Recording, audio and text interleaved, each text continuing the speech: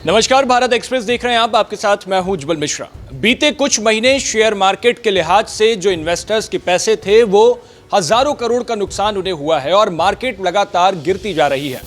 लेकिन अब इस हफ्ते मार्केट में बहुत खुशखबरी आने वाली है, तो आप भी अपनी कुर्सी की पेटी बांध लीजिए, क्योंकि इस एक हफ्ते में आपको बहुत कुछ बड़े बदलाव इस मार्केट में देखने को मिलेंगे और 7 ऐसे बड़े बदलाव होंगे जिसकी वजह से मार्केट में बम्पर उछाल आ सकता है, जो एक्सपर्ट्स का कहना है।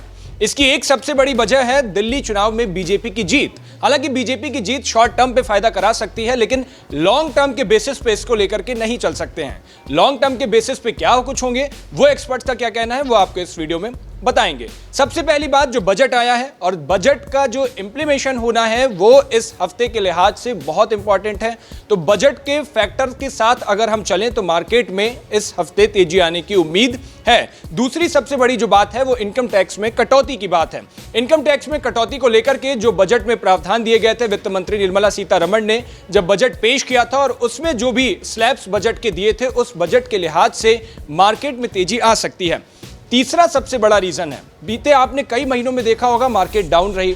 अब जब कभी भी मार्केट डाउन होती है तो उस वक्त पे स्टॉक का सही वैल्यूएशन हो जाता है उसकी कीमत का। तो ये एक सबसे बड़ा फैक्टर रहेगा जो इस हफ्ते के बाद से भी आपको उसमें बड़ा फर्क देखने को मिलेगा। चौथा एक सबसे बड़ी बात है, इस जो एक हफ्ते में क्वार्टरली रिजल्ट आने वाले हैं बहुत सारी कंपनियों के, जो तिमाही रिजल्ट जिन्हें हम कहते हैं, तो उसके मिड कैप को लेकर के, स्मॉल कैप को लेकर के उनके रिजल्ट आने वाले हैं और बड़ी नामचीन कंपनियों के रिजल्ट आएंगे, तो उसको लेकर के सभी की नजर बनी रहेगी।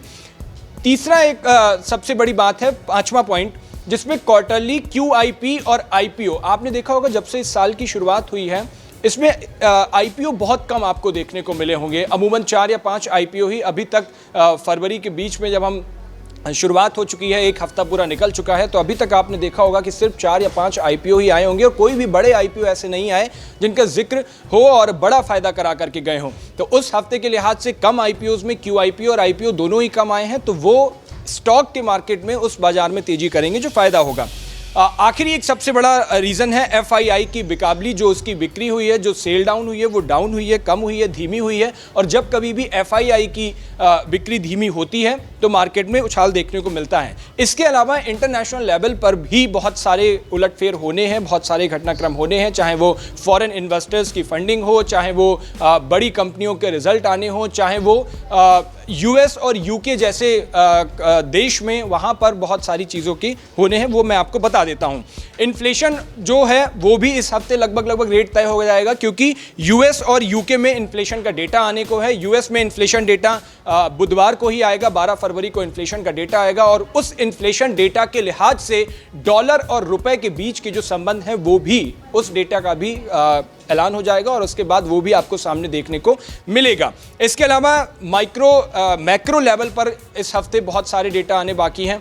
उन डेटाज के बेसिस पे हो सकता है कि तेजी देखने को मिले, क्योंकि US में भी अभी ट्रंप सरकार बनी है और आपने देखा होगा कि जब डोनाल्ड ट्रंप मार्केट में बहुत पुराने रियल इस्टेट के इन्वेस्टर्स रहे हैं, बहुत सारा इन्वेस्टमेंट फंड उनके पास है, जब डोनाल्ड ट्रंप का ऐलान हुआ था, जीत मिली थी उन्हें और उन्होंने अपने शपथ से पहले ही एक ट्रंप कॉइन लॉन्च किया था। उस कॉइन में हालांकि लगातार गिरावट देखी जा रही है, लेकिन डोनाल्ड ट्रंप इन्वेस्टमेंट के लिहाज से बड़े फैसले लेने के लिए जाने जाते हैं और US में इस हफ्ते जो इन्फ्लेशन का डेटा आएगा, बुधवार 12 फरवरी को वो डेटा आएगा, उस पर पूरी दुनिया भर की नज़र है।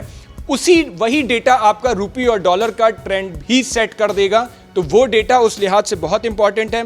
फॉरेन इन्वेस्टर्स के लिहाज से, जो इंडिया में फॉरेन इन्वेस्टमेंट होता है या फिर यहाँ से जो हम फॉरेन इन्वेस्टमेंट करते हैं, उस इन्वेस्टर्स के लिहाज से भी वो देखना बहुत इंपॉर्टेंट होगा। इसके अलावा इंडस्ट्रियल प्रोडक्शन जो है वो भी आएगा, क्योंकि मैंने आपको पहले ही बता दिया है कि इसी हफ्ते में कई कंपनियों के क्वार्टरली रिजल्ट आने को हैं और उन रिजल्ट के हिसाब से जो प्रोडक्शन डेटा होगा वो भी सामने निकल करके आएगा।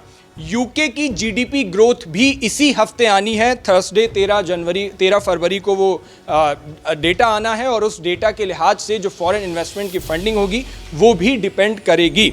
यूएस का रिटेल सेल यानी कि खुदरा मार्केट की जो सेल है उसका डेटा भी आना है। फ्राइडे को वो डेटा आएगा, 14 तारीख को वो डेटा निकल के सामने आने वाला है, तो उसके लिहाज से भी इस हफ्ते मार्केट पर बड़ा असर पड़ने वाला है।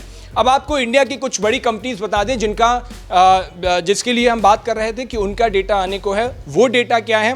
आयशर मोटर्स हो गई, वोडाफोन आइडिया हो गई, सेल हो गई, Steel Authority of India, Grasim Industries हो गई। इनके जो तिमाही डेटा आने को हैं वो डेटा इन्हीं बड़ी कंपनियों के आएंगे और इन बड़ी कंपनी के डेटा आने के बाद हम देखेंगे कि इनमें क्या कुछ फेरबदल होना है। क्वार्टरली मार्केट का ये सारा रिजल्ट होगा, जो कुछ भी है ये जारी करेंगी और पब्लिकली करेंगी। इनकी बोर्ड ऑफ डायरेक्टर्स की मीटिंग होने वाली है और उस मीटिंग में बहुत कुछ तय होगा। तो ये बड़े बदलाव हैं जो मार्केट पर पड़ने वाले हैं और इसीलिए बीते कई महीनों से जो मार्केट डाउन थी, इस मार्केट ये भी सिखा करके गई है कि जल्दबाजी में कोई भी फैसला लेना वो हमेशा फैसला गलत में ही जाता है और ये हजारों लाखों करोड़ का नुकसान ये मार्केट करके गई है। लेकिन अब एक्सपर्ट्स का मानना है, ये उम्मीद है कि मार्केट अब ऊपर उठेगी और ये बड़े घटनाक्रम जो आपको बताए हैं, इन बड़े घटनाक्रम के बाद देखने को होगा कि मार्केट क्या कुछ अपना रंग दिखाती है। हालांकि इन्वेस्टमेंट एक बहुत समझदारी का फैसला होता है और इसको एक्सपर्ट्स की राय के साथ ही करें। आपका इस पूरे मामले पर क्या कहना है? अपनी राय हमें कमेंट बॉक्स में जरूर बताइएगा। देश दुनिया की बाकी तमाम खबरों के लिए देखते रहिए भारत एक्सप्रेस।